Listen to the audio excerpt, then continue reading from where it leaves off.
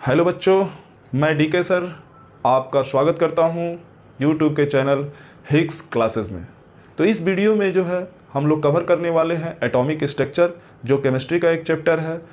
इस वीडियो का benefit class 8th ICSE के बच्चे, 9th CBSE as well as 11th के बच्चे इस वीडियो से नॉलेज गेन कर सकते हैं।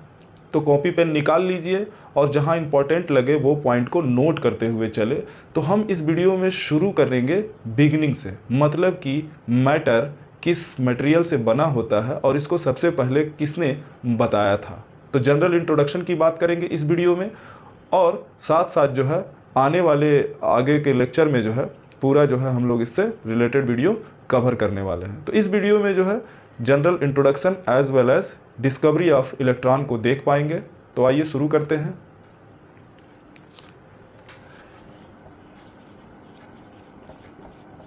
General introduction.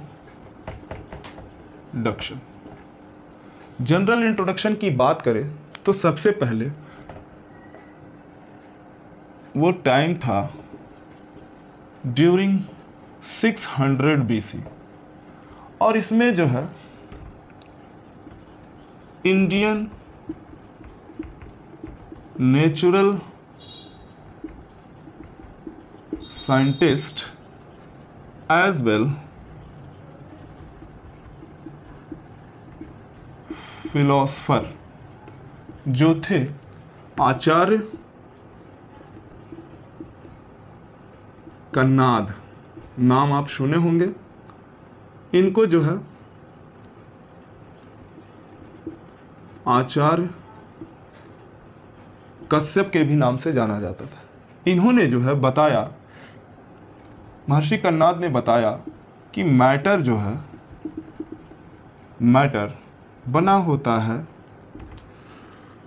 Smallest indestructible particle, जिसका नाम उन्होंने दिया परमाणु। ये परमाणु फिर से ज्वाइन होकर के बनाते हैं अणु।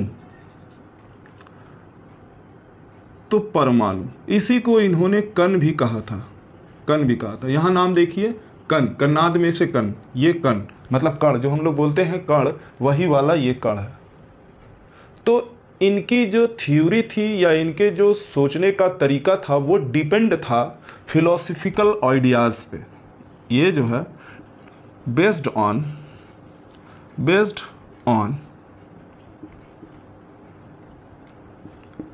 फिलोसॉफिकल आइडियाज़ पे, जहाँ पे फिलोसफिकल आइडियाज़ में जो है कोई भी एक्सपेरिमेंटल वेरिफिकेशन नहीं होता है, मेंटल ऑब्जर्वेशन, कोई भी एक्सपेरिमेंटल ऑब्जर्वेशन नहीं था।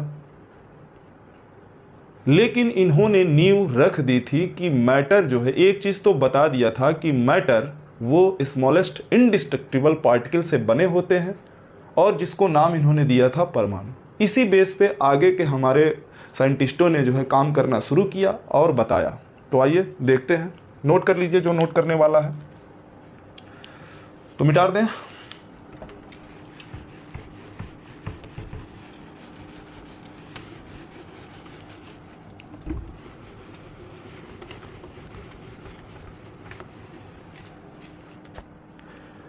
इसके बाद का जो टाइम था 1808 में फर्स्ट एटॉमिक थ्योरी आई, फर्स्ट एटॉमिक थ्योरी। और इस थ्योरी को डाल्टन्स एटॉमिक थ्योरी के नाम से भी हम लोग जानते हैं। वो टाइम था 1808 का, मतलब इस थ्योरी को दिया था डाल्टन्स ने। डाल्टन, वो टाइम था 1808 का। और इन्होंने क्या बताया था? इन्होंने बताया था कि मैटर जो है वो स्मॉलेस्ट पार्टिकल से, और ऐसे स्मॉलेस्ट पार्टिकल जो इनडिविजिबल थे, मतलब उसको और ज़्यादा अब तोड़ा नहीं जा सकता है, इस पार्टिकल से बना हुआ है। ठीक है, तो इन्होंने बताया कि matter was made up of smallest indivisible particle called atom। इन्होंने अपनी बात ये बता दी। ये एटम वर्ड जो है वो एक ग्रीक वर्ड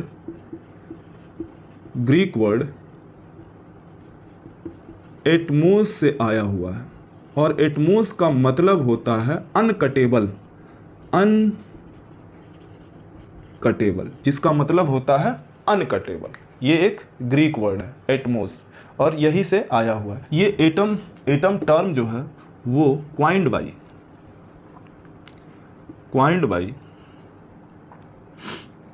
डेमोक्राइटस। कब?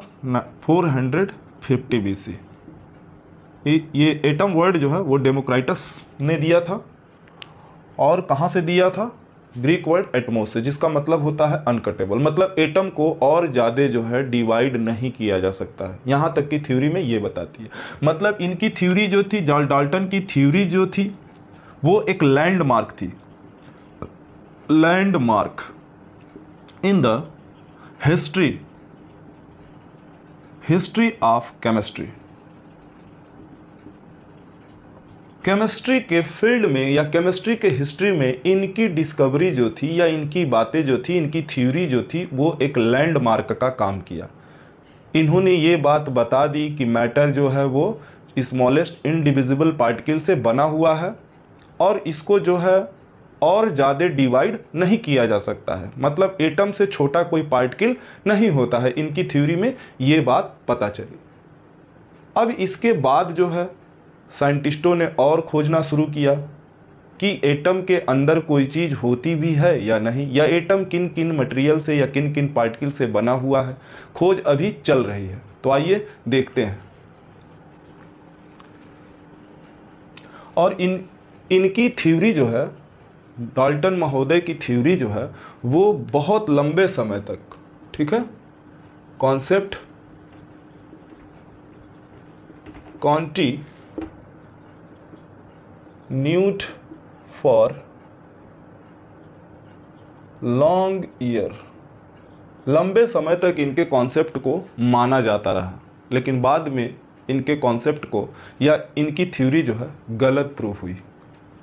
तो आइए देखते हैं कैसे।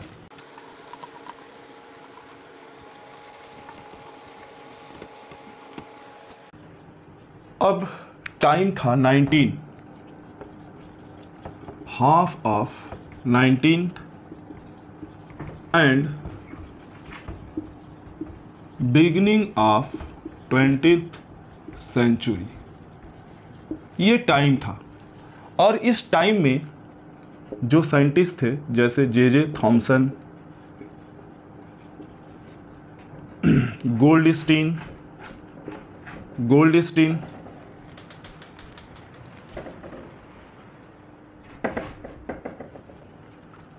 जे थॉमसन, गोल्डस्टीन, चैडविक,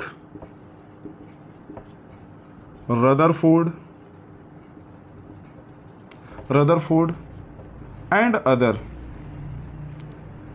ये लोग जो है वो क्या कर रहे थे? एक्सपेरिमेंट कर रहे थे। एक्सपेरिमेंट पे एक्सपेरिमेंट करते जा रहे थे। किस लिए? कि एटम जो है कहीं छोटे छोटे और ज़्यादा पार्टिकल से तो नहीं बना है। और इनकी खोज जो है वो रंग लाई। इन्होंने बताया था कि एटम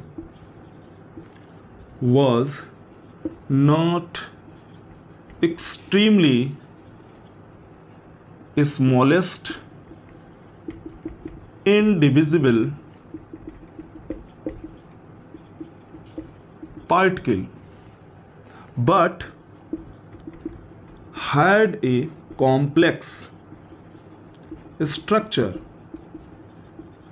इन्होंने बताया कि एटम जो है वो सबसे छोटा इंडिविजिबल पार्टिकल नहीं होता है, बल्कि ये जो है एक कॉम्प्लेक्स स्ट्रक्चर। इनका कहने का ये मतलब था कि एटम जो है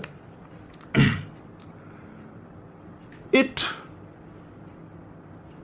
मेड अप ऑफ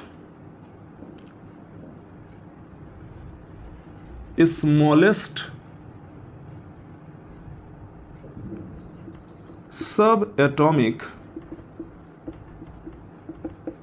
पार्टिकल जो था, that is electron, proton and neutron. मतलब इन्होंने बताया कि एटम जो है वो सबसे छोटा पार्टिकल नहीं है, बल्कि ये जो है वो इलेक्ट्रॉन, प्रोटॉन और न्यूट्रॉन जैसे सब एटॉमिक पार्टिकल से मिलकर के बना हुआ है। अब इनके एक्सपेरिमेंट या इनकी डिस्कवरी से डाल्टन का जो एटॉमिक थ्योरी था वो गलत हो गया, फेल हो गया, ये बात एक्सप्लेन करने में कि एटम जो है वही सबसे छोटा पार्टिकल होता है, जबकि इनकी डिस्कवरी में एटम जो है और भी छोटे छोटे पार्टिकल से बना होता है। ठीक है, तो यहाँ पे बात आ गई कि ये एटम है, ये एटम जो है बना होता है इलेक्ट्रॉन, प्रोटॉन और न्यूट्रॉन से। इलेक्ट्रॉन, प्रोटॉन और न्यूट्रॉन से बना होता है, ये बात पता चली। इन पार्टिकल को फंडामेंटल सब एटॉमिक पार्टिकल कहते हैं। फंडामेंटल सब एटॉमिक पार्टिकल कहा जाता है।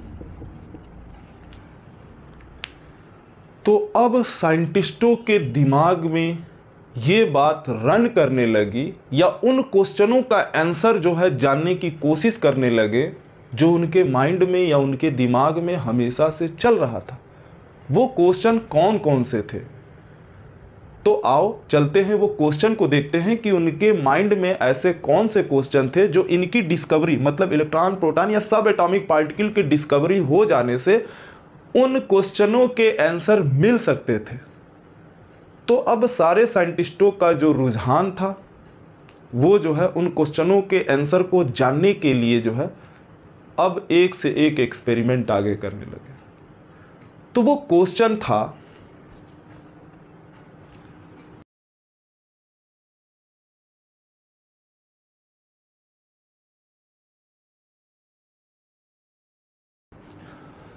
अब जब सब एटॉमिक पार्टिकल की डिस्कवरी हो गई तो अब जो है साइंटिस्टों के दिमाग में ये क्वेश्चन उठने लगा या पनपने लगा कि एटम जो है, मतलब कि स्टेबिलिटी ऑफ एटम के बारे में सोचने लगे। ठीक है, क्वेश्चन था बिहेवियर of one element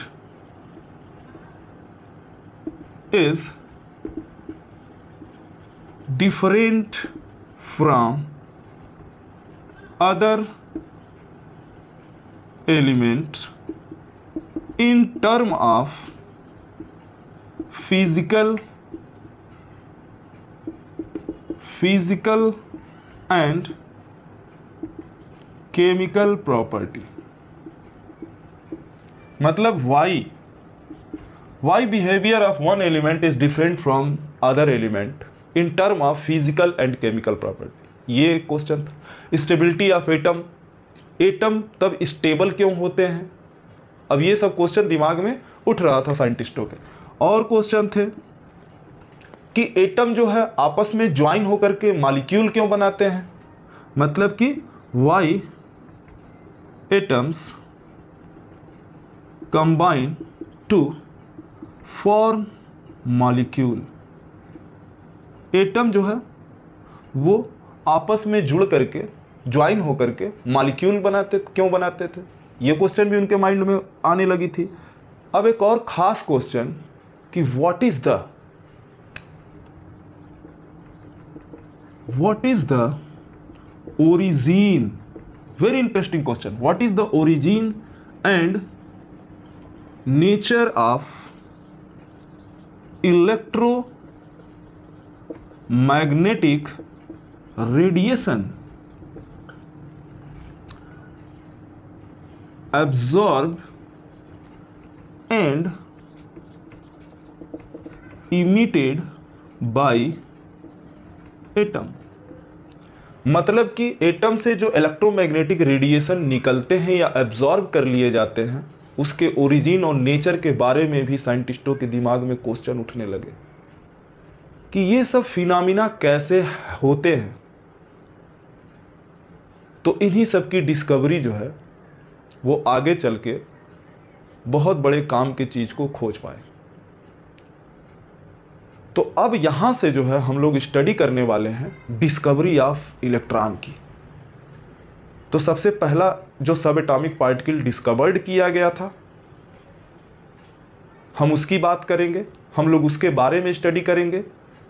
तो वीडियो को बिना स्किप किए लास्ट तक देखिए ताकि चीज़ों को आप ढंग से अच्छी तरह से समझ पाएँ।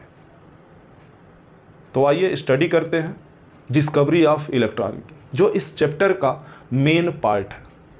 तो अभी तक तो हम लोग देख रहे थे कि ये जनरल इंट्रोडक्शन है,